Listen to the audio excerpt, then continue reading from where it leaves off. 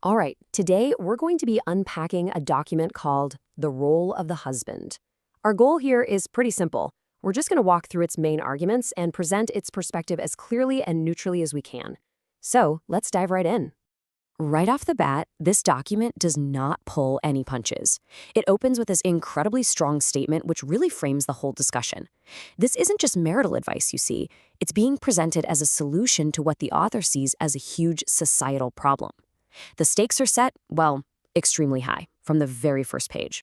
So, where does this whole problem of delinquent men even come from? Well, the text traces it all the way back to the Garden of Eden, and it points to something it calls a sin of omission as the original foundational failure. Now, this is interesting. The whole argument hinges on the interpretation of a single word. The source argues that when Adam was told to keep the garden, the original Hebrew word actually meant something much more active, like to guard or to protect it. So, from this perspective, his primary job was to be a protector. And that leads us to a really crucial distinction that the source makes. It separates a sin of omission, which is failing to do what you're supposed to do, from a sin of commission, which is actively doing something wrong. The document's claim is that Adam's failure was one of omission. He didn't step up to guard or protect his wife. And critically, it argues this happened before Eve's sin of commission. So, this is the sequence of events according to the source. The argument is that Adam's failure to act, his sin of omission, basically opened the door for Eve's sin of commission to happen. The core idea here is that a man's failure to act creates this vacuum that can lead to bigger problems. And the text suggests this is a pattern that you see repeated throughout history. Okay, so if the number one problem is a man's failure to act, then what's the solution? Well, the document lays out a guiding principle for relationships that it calls initiative and response. So here's the principle in a nutshell. According to this document, the intended design for a relationship is for the husband to be the one who takes the initiative and for the wife's role to be responding to that initiative. This dynamic is really presented as the blueprint for a successful marriage. Now, to make this idea less abstract, the text uses a very, very direct example. It points to sexual intercourse, arguing that the man has to initiate for the act to happen.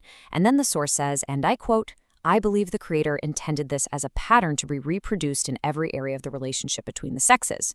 So what does taking this initiative actually look like on a day-to-day basis? Well, the document breaks the husband's role down into 6 very specific responsibilities. All right, here's the roadmap for what's coming next. We're going to walk through each of these 6 duties one by one, just as the source lays them out. And we'll start with what it calls the first and most foundational responsibility of them all, love. The document is really specific here. It argues that this love isn't just a feeling that comes and goes. No, it's an active, conscious choice. It's defined as a self-giving love, an act of the will, where the husband makes the decision to give himself to and for his wife, no matter how he might be feeling in the moment. Okay, so the next 2 responsibilities really go hand in hand. First, the husband is supposed to actively seek out and receive input. He should be sensitive to his wife's thoughts, her feelings, and what the source calls her special kind of wisdom, often called intuition. But then, after that communication, the document says it's the husband's job to make the final decision. But just making the decision isn't the final step. Responsibility number 4 is to initiate action. The source says that usually the husband is responsible for actually taking the practical steps to carry out whatever decision was made. So it directly connects being the decision maker with being the one who gets it done. The 5th responsibility is to nourish and cherish, which is described as this attitude of intimate personal concern. And what's really striking here is just how specific it gets. The document lists things like being concerned for her health, her appearance, her hair, even the perfume she uses. The argument is that, quote, everything that concerns her should concern him. And the final responsibility is to give praise.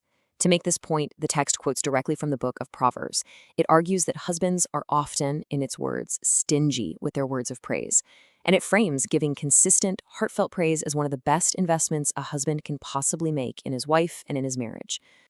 So after laying out all 6 of these responsibilities, the document wraps up with what it calls a final challenge. It's basically a simple test to see if a husband is actually succeeding in his role.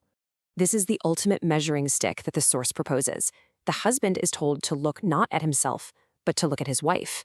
And the questions he has to ask are, is she secure? Is she fulfilled? The measure of his success, in other words, is found entirely in her well-being. And this little story is used to basically summarize the document's entire argument.